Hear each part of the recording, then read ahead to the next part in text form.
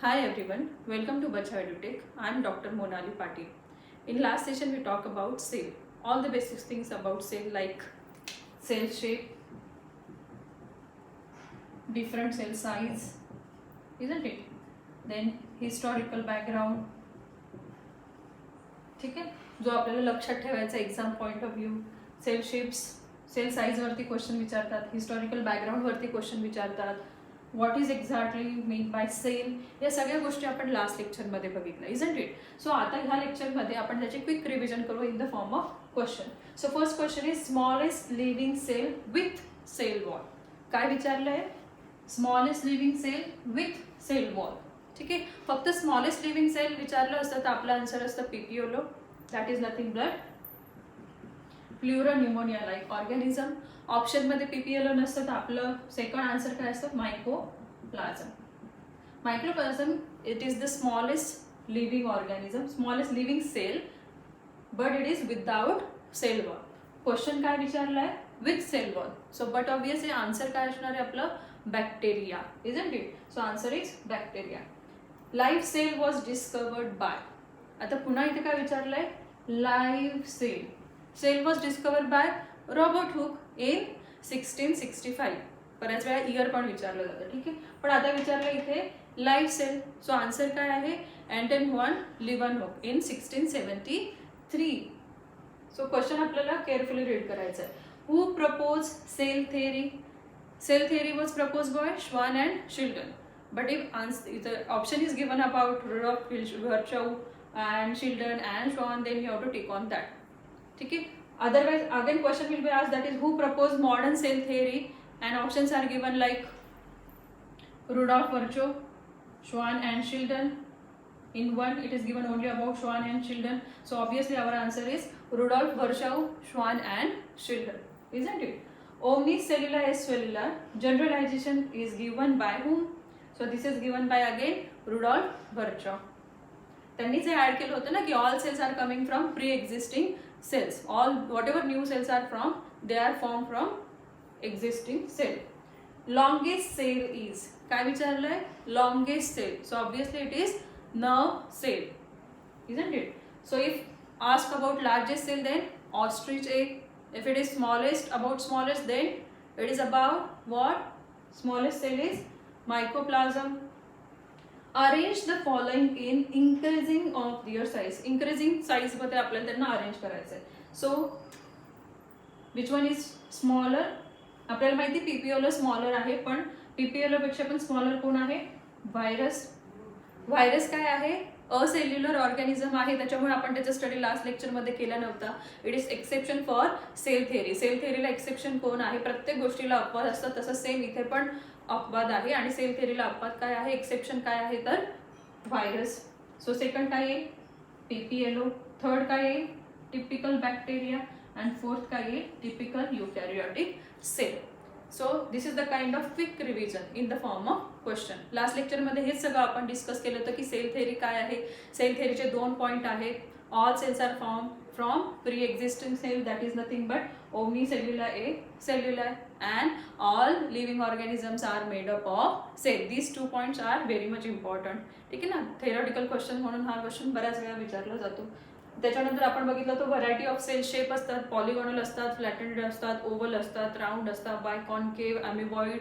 Number of cell shapes are there according to their function and working, isn't it. साईजमध्ये आपण बघितलं तर longest काय आहे, स्मॉलेस्ट कोणती आहे, लार्जेस्ट कुठली आहे, या सगळ्या गोष्टी आपण ऑलरेडी डिस्कस केल्या. सो आज आपण स्टार्ट करू टाइप्स ऑफ सेलला. त्याआधी आपण बघू exception for cell theory.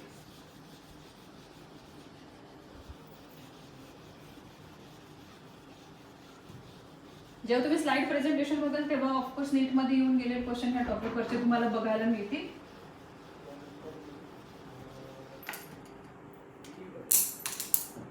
Exception to cell theory, it is nothing but virus.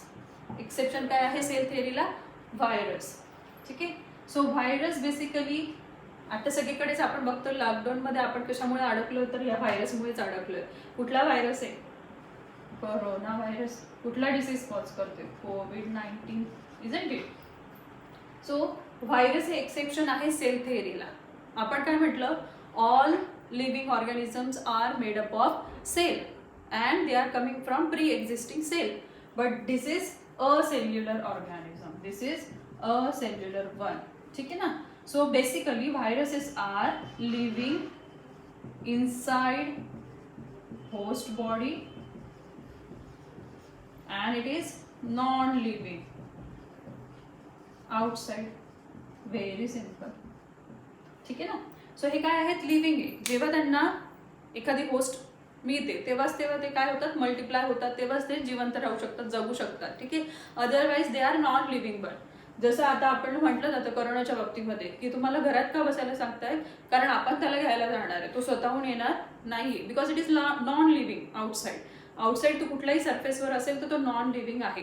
But once it enters in our body then it will become active. कारण हा simply कशाचा बनलेला आहे, it is made up of simply a protein coat. ठीक आहे. It is made up of simply protein coat and inner side of it made up of genetic material. Either it is RNA और either it is DNA. आपल्याला माहितीच आहे nucleic acid काय असतं, RNA किंवा DNA. So it is made up of either, it is made up of only 2 form, that is protein coat असतं त्याला एक सिम्पलशी, आणि RNA किंवा DNA जेनेटिक मटेरियलमध्ये बसतं. RNA असेल तर त्याला आपण रेट्रोव्हायरसेस म्हणतो, तो पार्ट तुम्हाला नाहीये. ठीक आहे. फक्त सांगायचं काय आहे की एक्सेप्शन काय आहे सेल थेअरीला, तर व्हायरस आहे. व्हायरस काय आहे, असेल्युलर ऑर्गॅनिझम आहे. तो लिव्हिंग असतो केव्हा, जेव्हा त्याला होस्ट बॉडी मिळते तेव्हाच तो लिव्हिंग असतो, तेव्हाच तो आपलीच मशिनरी वापरून मल्टिप्लाय होतो, रेप्लिकेट करत असतो, नंबर वाढवत असतो त्याचा, आणि मग ते हळूहळू सगळ्या आपल्या बॉडीमध्ये इन्फेक्शन कॉज करत असतो. सेम जे आताची करंट सिच्युएशन चालू आहे corona, that is nothing but the disease is nothing but COVID-19, isn't it? So viruses are basically living inside the body and not living outside. ठीक आहे. सो तुम्ही जर प्रॉपर केअर घेतली आणि तुम्ही एंटरच नाही होऊ दिलं तर तो मरणारच आहे, बट ऑब्वियस आहे. ठीक आहे ना. जसं सरफेसवर सांगितलं जातं की कुठल्याही सरफेसवर तो, काही सरफेसवर 8 तास जगतोय, काही सरफेसवर 24 तास जगतोय. ठीक आहे ना. तुम्ही बायोलॉजीचे स्टुडंट आहे तर तुम्ही याचं महत्त्व घरच्यांना पण समजावून सांगितलं पाहिजे का सॅनिटायझेशन आणि सगळं हँडवॉश वगैरे हे ज्या गोष्टी सांगतात त्या का महत्त्वाच्या आहे, कारण तो नॉन लिव्हिंग आहे. जोपर्यंत तो बाहेर आहे, जोपर्यंत त्याला होस्ट बॉडी मिळत नाही तोपर्यंत तो काय आहे, नॉन लिव्हिंग आहे. सो सेल थेअरीला एक्सेप्शन काय आहे, व्हायरस. ठीक आहे. क्वेश्चन विचारला जातो तो कसा आहे, असेल्युलर आहे, लिव्हिंग आहे जेव्हा त्याला होस्ट बॉडी मिळते, नॉन लिव्हिंग आहे जेव्हा तो बाहेर असतो. It is made up of simple 2 things, that is protein coat and RNA. It is completely inactive when it is outside the body, isn't it? So plant viruses असतात, animal viruses असतात, human viruses isn't it? So exception for cell theory is nothing but viruses and they are very small in size. पण आता इतक्या साऱ्या techniques पुढे गेल्या, आपण बघतो मायक्रोस्कोपिक पिक्चर्स पण त्याचे मिळालेत आपल्याला, न्यूजमध्ये तुम्ही बघितलंच असेल, isn't it? So they are even very smaller, पण त्याला आपण लिव्हिंग कन्सिडर करत नाही. म्हणून आपण स्मॉलर ऑर्गॅनिझम कन्सिडर करतो, PPLO किंवा mycoplasma. They are without cell wall. ठीक आहे. Now start with types of cell. Last लेक्चरमध्ये आपण डिस्कस केलं युनिसेल्युलर आणि multicellular. Unicellular means made up of single cell, multicellular means made up of many cells. So जो single सेलचा बनलेला असतो तो खूप सिंपल असतो, काहीच त्याच्यामध्ये कॉम्प्लेक्सिटी नसते, एकाच सेलला सगळ्या गोष्टी बघायच्या असतात. ठीक आहे. सो त्याच्यात नो डिव्हिजन ऑफ लेबर, कामं वाटण्याची गरजच नाही आहे. पण आपल्यासारखे जे कॉम्प्लेक्स ऑर्गॅनिझम असतात त्यांच्यामध्ये डिव्हिजन ऑफ लेबर असते. We are multicellular one.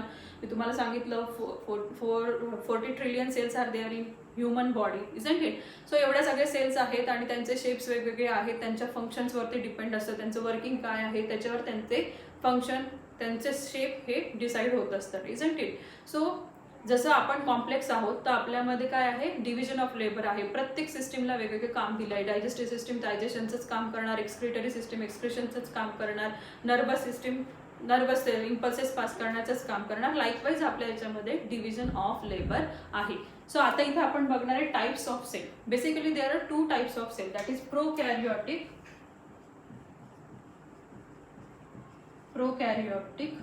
and eukaryotic cell. ठीक है. Pro means primitive. Pro means what? Primitive. Carrion means nucleus. Carrion means nucleus. U means true karyon means again nucleus. ठीक आहे ना. So प्रोकॅरियोटिकचा meaning काय आहे, ज्यांच्यामध्ये प्रिमिटिव्ह न्यूक्लियस आहे, न्यूक्लियस वेल डिफाईन नाही आहे. यांच्यामधलं जे न्यूक्लिक ऍसिड मटेरियल असतं, जे जेनेटिक मटेरियल असतं, ते डिरेक्टली सेलमध्ये प्रेझेंट असतं. ठीक आहे. सो आपल्यामध्ये जसं वेल डेव्हलप वेल डिफाईन असा न्यूक्लियस आहे, ट्रू न्यूक्लियस आहे, तसा न्यूक्लियस यांच्यामध्ये प्रेझेंट नसतो. बेसिकली पहिले म्हटलं जातं न्यूक्लियस इज अब्सेंट. ठीक आहे. पण एक डेफिनेट एरियामध्ये ते प्रेझेंट असतं, म्हणून आपण याला म्हणतो प्रिमिटिव्ह न्यूक्लियस. ठीक आहे ना. वेल डिफाईन वेल स्ट्रक्चर असा न्यूक्लियस यांच्यामध्ये नसतो. युकॅरियोटिक सेलमध्ये तो असतो, जसं फॉर एक्झाम्पल अस. सो इथे एक्झाम्पल काय आहे, तर बॅक्टेरिया. इथे एक्झाम्पल काय आहे, प्लांट, ॲनिमल, फंजाय. ठीक आहे ना. So they are eukaryotic one. So prokaryotic सेलमध्ये आपण काय बघितलं की it is this kind of differentiation is based on what, nucleus. So इथे काय आहे, प्रिमिटिव्ह न्यूक्लियस आहे, म्हणजेच वेल डिफाईन्ड न्यूक्लियस अब्सेंट आहे. इथे ट्रू न्यूक्लियस आहे, वेल डिफाईन्ड स्ट्रक्चर आहे, न्यूक्लियर मेम्ब्रेन प्रेझेंट आहे, inner side of that nuclear membrane there is the presence of genetic material, nuclear envelope is there. So everything is present in case of the eukaryotic organism. That's why they are complex one. आज आपण फक्त focus करणार आहे प्रोकॅरियोटिक sale मध्ये. ठीक आहे. युकॅरियोटिक sale आपल्याला खूप डिटेलमध्ये स्टडी करायचं आहे, त्याच्या सेलमधले प्रत्येक कॉम्पोनंट्स आपल्याला स्टडी करायचे. पण प्रोकॅरियोटिक सेलचं तुम्हाला फक्त एक ओव्हरऑल आयडिया घ्यायची की त्यांच्यामध्ये कुठले कुठले स्ट्रक्चर प्रेझेंट असतात. सो बॅक्टेरिया आपण कन्सिडर करणार आहे. So prokaryotic and eukaryotic cell. Prokaryotic means primitive nucleus. They are very simple. Single cell असणार तर सिम्पलरच असणार आहे, isn't it? They are very simple, having the kind of diameter 1 to 1.5 micrometer and 2 to 6 micrometer long. So generally ह्या size मध्ये सगळे bacteria असतात. ठीक आहे ना. त्यांच्यामध्ये सेल वॉल आहे, सगळे कंपोनंट्स आहेत, ते आपण डिस्कस करू. यांच्यामध्ये एक्झाम्पल काय काय येतात, बॅक्टेरिया, ब्ल्यू ग्रीन अल्गी म्हटलं जायचं, पण actually it is not blue green algae, it is cyanobacteria. It is cyanobacteria. हा असा बॅक्टेरिया जो सगळ्यात पहिले त्याने ऑक्सिजन प्रोड्यूस केला होता. ठीक आहे ना. बिकॉज त्यांच्यामध्ये पिगमेंट्स प्रेझेंट होते, that's why they are able to produce the oxygen. ठीक आहे. And microplasm. हे एक्झाम्पल कसले आहे, प्रोकॅरियोटिक सेलचे आहेत. ठीक आहे. सो रिलेटिव्हली हे प्रिमिटिव्ह न्यूक्लियस यांच्यामध्ये असतो, वेल डिफाईन्ड न्यूक्लियस अब्सेंट असतो. याचे एक्झाम्पल काय आहे, बॅक्टेरिया आहे, सायनोबॅक्टेरिया आहे, मायकोप्लाझम आहे. सायनोबॅक्टेरिया काय आहे, oxygen producing, first oxygen producing organism आहे. ठीक आहे ना. जसं प्लांट प्रोड्यूस करू शकतात स्वतःचं फूड स्वतः, तसं सायनोबॅक्टेरिया पण करू शकतो. आणि मायकोप्लाझम आहे, आपण आधीच बघितलं, याच्यामध्ये सेल वॉल नसते. ठीक आहे. So these are the example of prokaryotic cell. Basically हे खूप सिम्पल असतात. साधारणपणे त्यांची साईज 1 to 1.5 मायक्रोमीटर वाईड असते, 2 to 6 मायक्रोमीटर लॉंग असतात. So let start with prokaryotic cell. Understand this?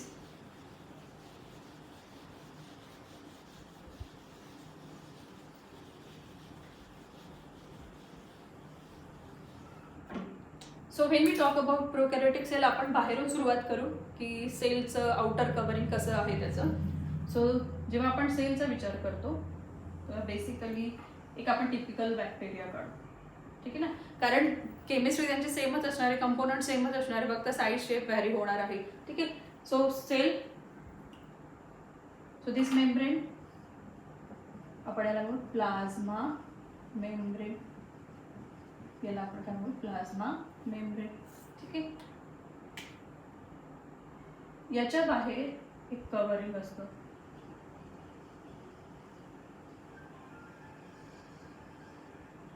याला आपण म्हणतो सेल वॉल. ही काय आहे, सेल वॉल. ठीक आहे. कधी कधी काही बॅक्टेरियांमध्ये याच्याही बाहेर अजून एक कव्हरिंग असतं. सेल वॉल ॲनिमल सेलमध्ये असते का नाही, प्लांट सेलमध्ये असते का, हो. बॅक्टेरियामध्ये असते का, हो. सो याच्या बाहेर सुद्धा एक लेयर असते. It is present in some bacteria, it is absent in some bacteria. ठीक आहे. ज्याला आपण म्हणतो ग्लायकोकॅलिक्स.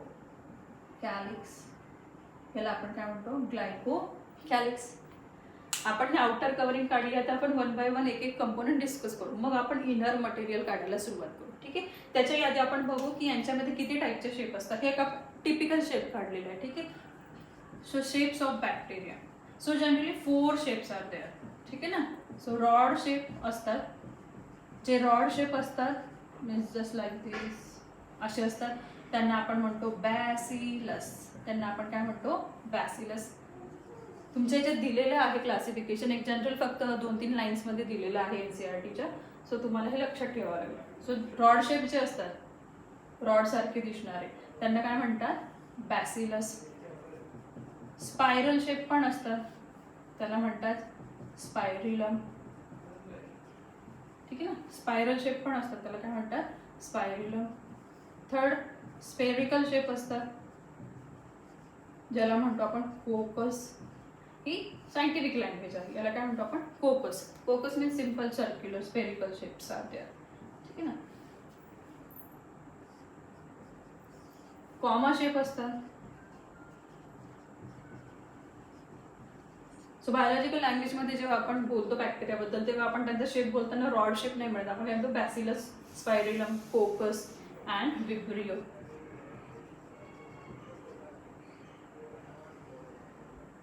विब्रियो, याला काय म्हणतात, विब्रियो. सो जनरली यांचे शेप्स किती असतात, 4 टाईपचे असतात. Rod shape, just like rod like, त्याला आपण काय म्हणतो, बॅसिलस. तुम्ही ऐकलंच असेल, बीटी कॉटनचा आपण एक्झाम्पल ऐकतो, बॅसिलस थ्रुएन्जेरिसिस, बॅसिलस अँथ्रॅक्स. ठीक आहे ना. हे सगळे कुठले आहेत, रॉड शेप आहे. काही काही वेळेस ते असे चेनमध्ये पण असतात. ठीक आहे. स्पायरल, स्पायरल लाईक आहे, याचं काय आहे, याला काय म्हणतो आपण, स्पायरिलम. नेक्स्ट आहे स्पेरिकल. स्पेरिकल शेपलाच आपण काय म्हणतो, कोकस. सो ते कसे असतात, जनरली स्पेरिकल असतात. सो हे स्पेरिकल जे असतात ते कधी कधी असे चेन लाईक असतात, ज्याला आपण म्हणतो स्ट्रेप्टोकोकाय. ठीक आहे ना. ते कधी कधी क्लस्टरमध्ये असतात, त्याला आपण म्हणतो स्टॅफिलोकोकस. तुम्ही हे बरेचसे नावं ऐकलेले असतील. ठीक आहे. जेव्हा ते क्लस्टरमध्ये असतं तेव्हा आपण त्याला काय म्हणतो, स्टॅफिलोकोकस. इतकं डिटेल तुम्हाला नाहीये, तुम्हाला जस्ट लक्षात ठेवायचे कुठले 4 शेप्स आहेत, एक एक एक एक एक्झाम्पल लक्षात ठेवायचे. जसं याचं एक्झाम्पल आहे ट्रेपोनिमा, याचं एक्झाम्पल आहे स्टॅफिलोकोकस, स्ट्रेप्टोकोकाय, याचं एक्झाम्पल आहे बॅसिलस अँथ्रॅक्स, बॅसिलस थ्रुएन्जेरिसिस. याच्यावरच लक्षात ठेवलं तर लवकर लक्षात येईल. कॉमा शेप, जसं Vibrio cholerae. So these basic 4 shapes are there in case of bacteria. ठीक आहे. सो मध्ये क्लस्टरमध्ये आहेत की चेनमध्ये आहे, त्याच्यानुसार मग परत त्यांचं डिव्हिजन होतं, पण बेसिकली आपल्याला हे 4 लक्षात ठेवायचे. Rod shape, bacillus, spiral, spirillum, spherical, coccus, comma shape, vibrio. Understand this? Example, Bacillus anthrax. Example, Treponema pallidum. Example, Streptococci or Staphylococci. Example, Vibrio cholerae. ठीक आहे. So typical 4 shapes are there in case of bacteria. आता आपण बघू सेलचं structure, prokaryotic सेलचं structure.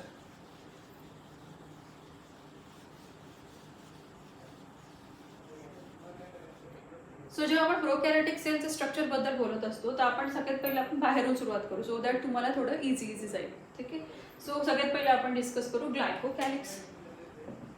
ग्लायकोकॅलिक्स खूप डीपमध्ये आपण जाणार नाहीये, जेवढं इम्पॉर्टंट आहे नीटसाठी आणि तुमच्या थेरॉटिकल एक्झामसाठी तेवढंच आपण बघणार. Glycocalyx, calyx means it's nothing but the covering. ठीक आहे. Glyco means it is made up of carbohydrate. It is made up of what, carbohydrate basically. So ग्लायकोकॅलिक्समध्ये 2 टाईप असतात. एक तर असते स्लाइम लेअर आणि दुसरी असते कॅप्सूल. ठीक आहे. स्लाइम लेअर म्हणजे काय, ते लूजली अटॅच असतात, लूजली अटॅच.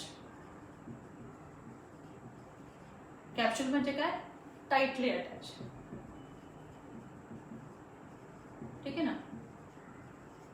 म्हणजे प्लाझ्मा मेम्ब्रेन आहे, प्लाझ्मा मेम्ब्रेनच्या बाहेर सेल वॉल आहे आणि त्या सेल वॉलच्या बाहेर अजून एक कव्हरिंग आहे. त्या अजून एक कव्हरिंगला आपण म्हणतो ग्लायकोकॅलिक्स. पण ग्लायकोकॅलिक्स 2 टाईपचे आहे. एक तर स्लाइम लेअर असू शकते, म्हणजे त्याचं लूजली अरेंज असते, स्टिकी वाटतं ना आपल्याला. बऱ्याच वेळा आपण एखादं वस्तू पाण्यामध्ये, प्लास्टिक वगैरे पाण्यात राहून गेलं की त्याच्या बाहेर आपल्याला चिकट लागतं, है ना, स्टिकी मटेरियल लागतं. That is nothing but the slime layer or that is nothing but the ग्लायकोकॅलिक्स.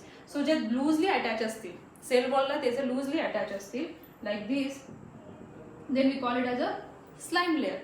But if they attach tightly to the cell wall, hard material, ठीक आहे, then we call it as a capsule. ठीक आहे. मग ही का present असते, लागलीच आपण त्याचं फंक्शन पण डिस्कस करू. मग ग्लायकोकॅलिक्स का प्रेझेंट असते, it is present in some bacteria, it is absent in some bacteria. Okay. पण ज्यांच्यामध्ये ती प्रेझेंट असते त्यांच्यामध्ये त्यांचा रोल काय आहे. So it is extra covering आहे, सो त्याला एक्स्ट्रा प्रोटेक्शन मिळेल, isn't it. So extra protection मिळणार आहे. प्लस यांच्यामुळे काय होतं, यांना जनरली आपण म्हणतो व्हायरुलंट म्हणजे काय, डिसीज कॉझिंग. यांना जनरली आपण म्हणतो पॅथोजेनिक, डिसीज कॉझिंग. यांच्यामुळे डिसीज होतो. मग का होतो, ठीक आहे, कारण हे जेव्हा आपल्या बॉडीमध्ये एंटर करतात तेव्हा बॉडी त्यांना रिकॉग्नाइज करू शकत नाही, हे हिडन होऊन जातात, ठीक आहे ना. सो आपली इम्युन सिस्टीम त्यांची फाईट करू शकत नाही. सो आपण जस्ट एक्झाम्पल असं घेऊ शकतो की ग्लायकोकॅलिस काय एक बुलेट प्रूफ जॅकेट आहे बॅक्टेरियासाठी, ठीक आहे ना. म्हणजे आपल्या इम्युन सिस्टीमने किती पण बुलेट्स फेकला त्याला मारायसाठी, त्याच्याकडे बुलेट प्रूफ जॅकेट आहे, त्याच्यामुळे तो मरतच नाही, ठीक आहे ना. आणि मग आपल्याला डिसीज होतो. मग एकदा त्याने इन्फेक्शन कॉज केलं की तो मस्तपैकी मल्टिप्लाय होतो. मल्टिप्लाय झाला की आपण अजूनच आजारी पडतो. So generally this glycocalyx is because of glycocalyx that bacteria become virulent pathogenic one, ठीक आहे ना. त्यांना एक्स्ट्रा कव्हरिंग, एक्स्ट्रा प्रोटेक्शन मिळतं याच्याकडनं. तर आपण जस्ट एक वर्ड लक्षात ठेवा, बुलेट प्रूफ जॅकेट. सो आपल्या इम्युन सेल्सने किती पण फाईट करायचा प्रयत्न केला तरी सुद्धा त्याला ते लवकर मारू शकत नाही. मग ऑब्व्हियसली आपण डॉक्टरकडे जातो, मग अँटीबायोटिक्स घेतो आणि मग सगळ्या गोष्टी होतात, ठीक आहे. So glycocalyx is outer most covering. याला आपण काय म्हणू, outer most covering which give extra protection to the bacteria. They occur in two forms, either slime layer which is loosely attached, either capsule which is tightly attached. Because of this generally these bacteria are known as pathogenic bacteria, ठीक आहे. Understand दिस. एवढ्याच गोष्टी लक्षात ठेवायच्या, याच्या बाहेर काही लक्षात ठेवायची गरज नाही.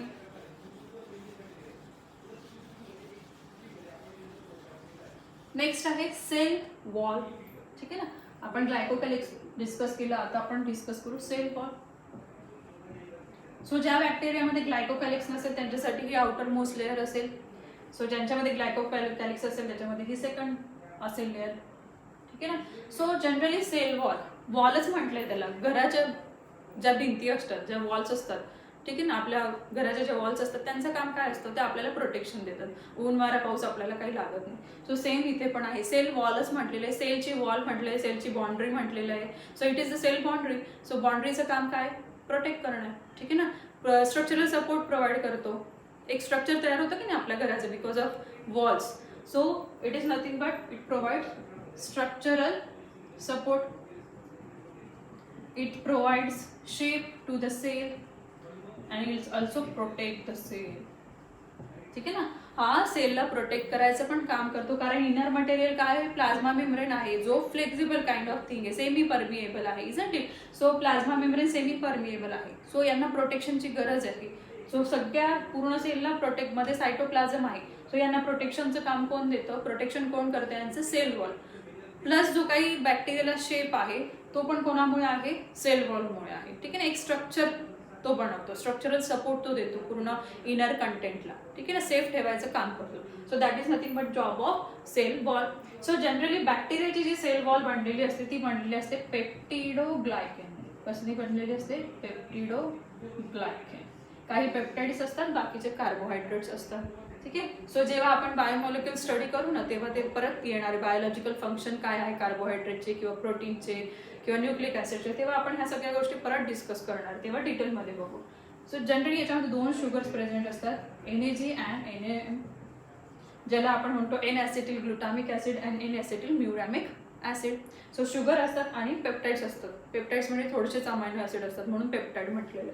So cell wall is made up of peptidoglycan. Two sugars are there, N-acetyl glutamic acid and N-acetyl muramic acid along with some amino acid, ठीक है.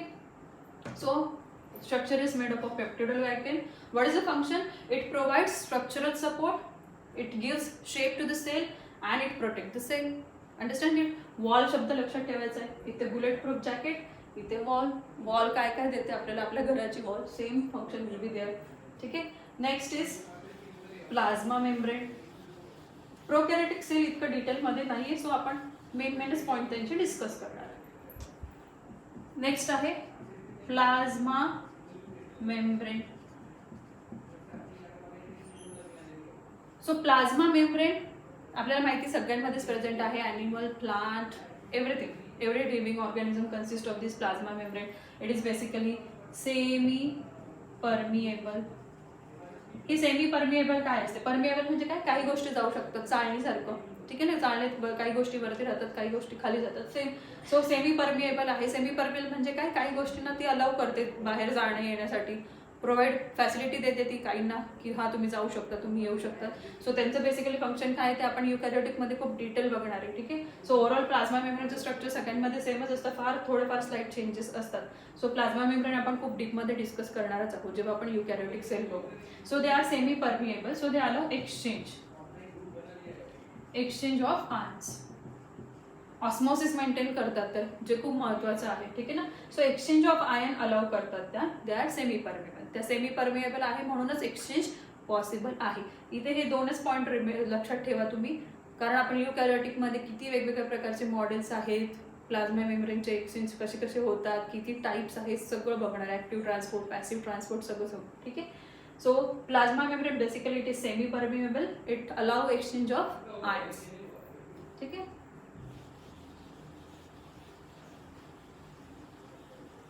आता बॅक्टेरिया म्हटलं की त्याच्या बाहेर अजून काही गोष्टी असतात. आतमध्ये जाण्याच्या आधी आपण बाहेरचा अजून बघूया. सो याला एक लॉंग फ्लॅजेला असते, ठीक आहे, एक लॉंग फ्लॅजेला असते. आता इथे जागा कमी, तो आपण एवढं जायचं, ठीक आहे. So this is फ्लॅजेला.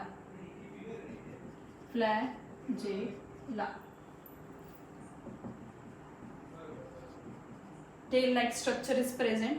सो याला म्हटलं जातं बेसल बॉडी,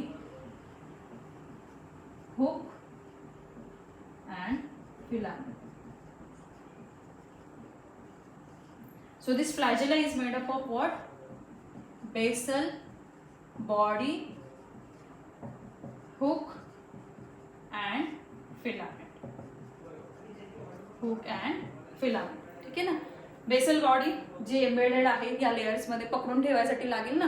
हुक या दोघांना पकडून ठेवते. फिलामेंट आणि बेसल बॉडी जेव्हा मुवमेंट होते त्याच्यामध्ये यांचा रोल असतो. या हुकचा रोल कशामध्ये असतो? जेव्हा मुवमेंट होते. आणि फिलामेंट आहे म्हणजे हे टेल लाईक जे बाहेर आपल्याला दिसतं, ठीक आहे ना, ते बेसल बॉडी आणि हुक हे एम्बेडेड असतात यांच्यामध्ये, मेम्ब्रेनमध्ये. So this three compose of flagella. Flagella is made up of flagellin protein. प्रोटीनचा बनलेला असतो. नाव लक्षात ठेवायला एकदम सोपं आहे, फ्लॅजेलिन प्रोटीनने बनलेला आहे फ्लॅजेला, ठीक आहे. सो यांचं काम काय आहे? काही बॅक्टेरियांमध्ये अगेन फ्लॅजेला प्रेझेंट असते. ज्यांच्यामध्ये फ्लॅजेला प्रेझेंट असते त्यांना आपण म्हणतो मोटाईल. मोटाईल म्हणजे ते फिरू शकतात इकडे तिकडे मस्तपैकी. आणि ज्यांच्यामध्ये फ्लॅजेला अब्सेंट असते त्यांना आपण म्हणतो नॉन मोटाईल, नो फ्लॅजेला, ठीक आहे ना. फ्लॅजेला यांच्यामध्ये नसते. So this is फ्लॅजेला. फ्लॅजेलामध्ये पण किती फ्लॅजेला असतात, वेगवेगळ्या टाईपच्या फ्लॅजेला असतात, ते पण तुम्हाला सांगते कारण की इंटरेस्टिंग टॉपिक आहे, ठीक आहे. So flagella is basically having three parts, basal body, hook and filament. Flagella is made up of flagellin protein, ठीक आहे. So those bacteria having flagella they are motile. If flagella is absent we can call them as a non motile organism. Motile म्हणजे काय? मोटिलिटीसाठी, त्यांना फिरण्यासाठी, मुवमेंटसाठी help करते, ठीक आहे. So यांचं फंक्शन काय आहे? मुवमेंट. यांचं फंक्शन काय आहे? मुवमेंट करणं. सो ते त्यांची काही फिरण्याची जी कॅपॅसिटी आहे ती कशामुळे आहे? फ्लॅजेलामुळे आहे. फ्रीली ते मूव्ह करू शकतात. फ्रीली ते मूव्ह करू शकतात म्हणजे ते त्यांचं जे काही फूड आहे ते ॲब्झॉर्ब करण्यासाठी ते जाऊ शकतात विथ द हेल्प ऑफ फ्लॅजेला. किंवा एखादं टॉक्सिक मटेरियल असेल त्यांच्यापासून ते मागे जाऊ शकतात, ठीक आहे. So this is the use of this flagella or we can say function of flagella. जर यांच्यामध्ये एकच फ्लॅजेला असली तर त्याला आपण मोनोट्रिकस म्हणतो. जस्ट फॉर युअर नॉलेज, नाही लक्षात ठेवलं तरी चालेल, याला आपण म्हणतो मोनोट्रिकस, ठीक आहे. सो जर फ्लॅजेला ऑल ओव्हर बॉडी असतील, अशा सगळीकडे त्यांच्या बॉडीवर ऑल ओव्हर फ्लॅजेला असतात, हे जास्त फास्ट मूव्ह करू शकतात कारण खूप जास्त फ्लॅजेला यांच्यामध्ये प्रेझेंट आहे. सो यांना आपण म्हणतो पेरिट्रायकस. यांना आपण काय म्हणतो? Peri. Peri means all over, mono means one, mono means one, peri means all over, ठीक आहे. So sometimes only two sides they are present, ठीक आहे. कधी कधी फक्त एकाच बाजूला प्रेझेंट असतात. So they are known as lophotrichous and amphitrichous. Amphitrichous and lophotrichous अशा यांच्यामध्ये टाईप्स असतात की किती फ्लॅजेला प्रेझेंट आहे आणि त्या कशा पोझिशनला प्रेझेंट आहे, ठीक आहे. यांच्यावरनं यांची मुवमेंट असते. जसे होडी असते ना त्याच टाईपची मुवमेंट यांची असते. ठीक आहे. पाण्यात आपण एखादी बोट बघतो, ती जशी हे होते मागे आपण हे केलं की पुढे बोट जाते, त्याच टाईपची फ्लॅजिलाची सुद्धा मुवमेंट असते. खूप इंटरेस्टिंग आहे. जेव्हा तुम्ही एखादा फ्लॅजिला असलेले बॅक्टेरिया मायक्रोस्कोपच्या अंडर बघतात तेव्हा त्यांची मुवमेंट बघायला खूप मजा येते. ठीक आहे. सो बेसिकली असे त्यांचे वेगवेगळे टाईप्स आहेत. जर एकच असेल तर मोनोम म्हणतो आपण त्याला, ऑल ओव्हर असेल तर पेरी म्हणतो, दोघी साईडला एक एक असेल त्याला ॲम्फी म्हणतो, एकाच साईडला असतील तर त्याला आपण लोफोट्रायकस म्हणतो. ठीक आहे. It is just for your knowledge, हे तुम्हाला नाही. So flagella is made up of flagellin protein, basically it having 3 parts, that is basal body, hook and filament. Okay, it is required for movement. It gives motility to bacteria. Bacteria can move with the help of flagella. Understand this? अजून outermost यांच्यामध्ये parts असतात, like finger like projections असतात. ठीक आहे. Finger like projection असतात ज्याला आपण म्हणतो फिम्ब्री, याला आपण काय म्हणतो फिम्ब्री. सो काय काम करतो fimbriae? So fimbriae is for addition. ठीक आहे ना. एखादा बॅक्टेरिया जेव्हा आपल्या बॉडीत एंटर करतो तेव्हा तो काय करतो, ॲडिशनसाठी जागा शोधत असतो. सो हे ॲडिशन कशामुळे पॉसिबल आहे, त्याच्या बॉडीवरती फिम्ब्री प्रेझेंट असतं. ठीक आहे. Fimbriae are for adhesion. यांचा रोल काय आहे, फॉर ॲडिशन, स्टिक करण्यासाठी. ठीक आहे ना, होल्ड करण्यासाठी. होल्ड करण्यासाठी काय असतात, all over body finger like projections असतात बॅक्टेरियावरती, ज्यांचं काम असतं अटॅचमेंट टू ॲडिशन. ठीक आहे. Very simple. Next is pili. So ह्या फिम्ब्रीपेक्षा थोड्या मोठ्या असतात, larger than fimbriae. Again finger like projections are there. These are present in some bacteria, these are again absent in some bacteria. They are known as what? Pili. They are known as what? Pili. So these are made up of pilin protein. These are made up of what? Pilin protein. They are generally having job of to help in conjugation.